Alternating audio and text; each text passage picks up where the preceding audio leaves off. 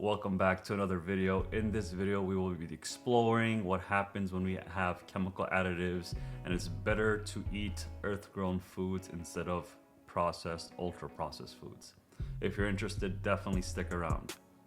Alrighty, so chemical additives, many of you know what they like. You know the terminology, but do you really know what that means? Right? Chemical additives are essentially anything to make the food look like food for whatever reason. This is in contrast to earth-grown foods, right? So the vegetables that you eat, the fruits that you eat, things that are grown from the earth and minimally processed would be considered earth-grown foods. But now we live in 2023. Right now, this video has been recorded at this point in time in history. The amount of food that we eat is enormous, but at the same time, it's ultra processed foods. Go to the grocery store right now. I dare you, go to the grocery store, or the next time you go to the grocery store to buy food supplies for yourself, take a look around you. I can assure you almost 90% of the food that's there is gonna be in boxes, within packages, within packages, within boxes, within packages. It is ultra processed, and that's how I usually have my heuristic. Whenever I go to the store and I take a look at, okay, I wanna buy food, how much packaging does that food have? If it has a lot of packaging, then I know for a fact it's literally like a factory-made synthetic chemical that is labeled as food. That's the real situation. And so what I wanted to do is to give you some perspective on what that actually means when you think of chemical additives. So let's go ahead over to the machine and let's take a look. All right, so I did all the hard work for us. I went ahead and went to Google, and then I went ahead and searched for chemical additives in food. And you can tell there's a lot going on here, but what we want to do is keep it simple always, right? Keep it simple, stupid. We always want to keep everything super simple. And so looking at this image right here, I think it's being blocked off my camera thing, so give me a sec. All right, better. Now looking at this, what do we see? We see there's things like coloring agents, so foods that are not naturally you see in nature. I'm sure you can see pretty much all the colors of the rainbow in different types of fruits and vegetables, but in general, if they look like crayons, then you know for a fact it wasn't a real food. It's so coloring agents. So look at that pink donut. I'm actually craving that now, looking at it. But at the end of the day, what is it? They have coloring agents in it. So there's chemicals that changes the color of the food that you're consuming. And then there's flavoring agents. So this is a big one because, again, majority of the food, they figured out, the food scientists figure out how to hijack the human saliva, human taste buds to make you taste whatever you want. There are so many innovations happening, good and bad. So for example, Beyond Burger, or those meats that are made out of veggies, but in reality, it's not meat. Those, of course, they had to leverage flavoring agents. Those types of veggie burgers that taste like meat, as much as I want to love them, at the end of the day, they are factory made, produced, food. It's not real, right? Even though the meat, you can get ultra processed meat. If you were to get it from the local butcher or from the farm, then you know for a fact that you're gonna get meat. But at the end of the day, this is fake. Fake food leads to a lot of problems. Hopefully you understand that.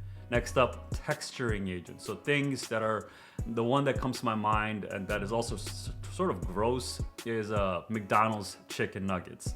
So when you buy the chicken nuggets, you see it golden crispy on the outside and a white meat in the inside. That's the dream, right? That's the vision that I have when I eat it. But in reality, if you were to see before it's cooked, meaning while it was being produced in the factory, you literally see it's a big ass slime goo, pink slime goo that has been ultra processed with all the remnants of the waste chicken.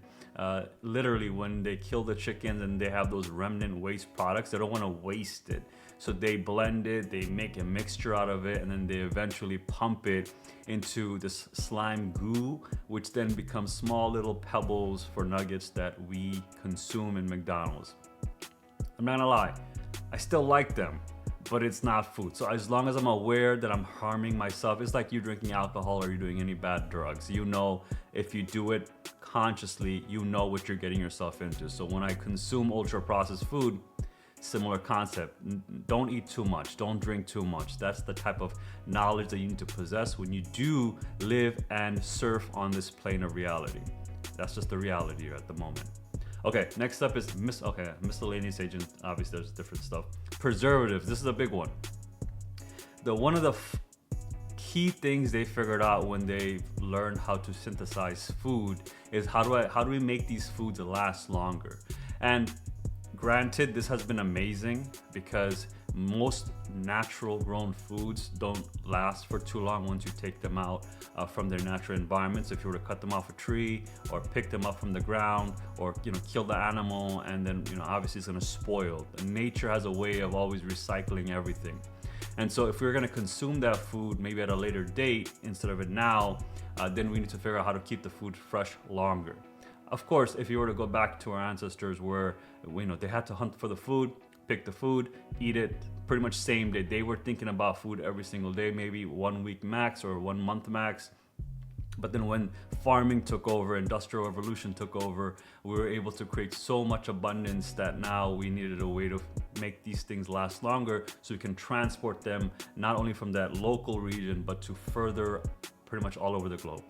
So preservatives are cool, but at the end of the day, they're not cool, right? Because you're technically taking in these chemicals that make these things fresh longer, but at the end of the day, what they're making these fruits or vegetables or whatever they're using it on doing is immortalizing it in a sense that it's actually giving it like embalming fluid. Understand what I just said. Embalming fluid. When someone dies and you have to make them look like they're still sort of presentable, you go to the funeral home, they use chemicals called embalming fluid to keep or to preserve the body and until they put them back into the ground, and then reality is gonna eat that. I don't want to go down that rabbit hole.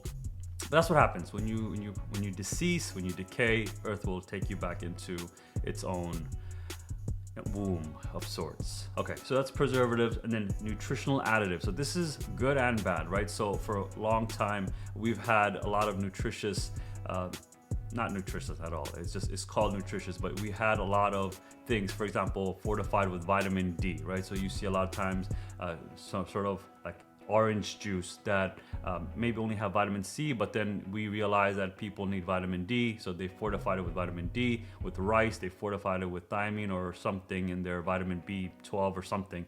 Anyways, vegans, B12 is a big deal for them. So there are foods that they inject these type of nutritional additives to give it that nutritional supplement. But at the end of the day, you're just, again, consuming a processed food. And of course, there's miscellaneous agents as well. Now, coming back to the main topic at hand, what did we understand, right? What is the global theme? If we were going to take anything away from this talk, what did you understand? And what I want you to really keep in mind and be keen to as you're going through your day is that majority of the food that you eat are processed. Every single thing that about it, whether it's packaged, the way it smells, the way it looks, the way it feels, the way it tastes, all of that could be based on these processed, ultra processed foods. Now, what is the relation to earth-grown foods now? So why should I be eating that instead? Earth-grown foods, I mean, let's be real, right? You came from the earth, even though you think you didn't, or maybe you do know that you came from the earth. You came from your mom's womb, your mom came from your mom. Keep going back to the beginning of time, you came from the soil. Earth, soil, same thing. And so what we want to really make you understand is anything that's grown on the earth was engineered, okay? Let's put it this way. Earth engineered it for your benefit. And so keep that in mind when you're gonna be consuming the different types of food.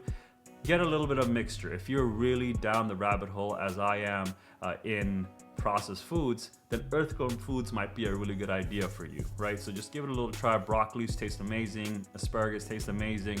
Once you know how to flavor the earth-grown foods, it's all good. Salt, a little bit of olive oil, and now look at me, I'm already salivating. With that being said, guys, hopefully you found value in this video. You understood a little bit deeper about the food that comes in front of you, the plate, the sandwich bag, or whatever it is. I want you to be conscious about it, and hopefully you make some proper decisions that also benefit your body as well. Take care. I will see you in the next one. Definitely like the video, subscribe, comment, all the good stuff, because we have a lot of fun and interesting, entertaining and educational videos coming up. So we want to make sure you are subscribed, and also at the same time hit the notification bell so you know when these videos come out, and you can be one of the first to comment as well. So with that being said, I appreciate each and every one of you. I'll see you in the next one.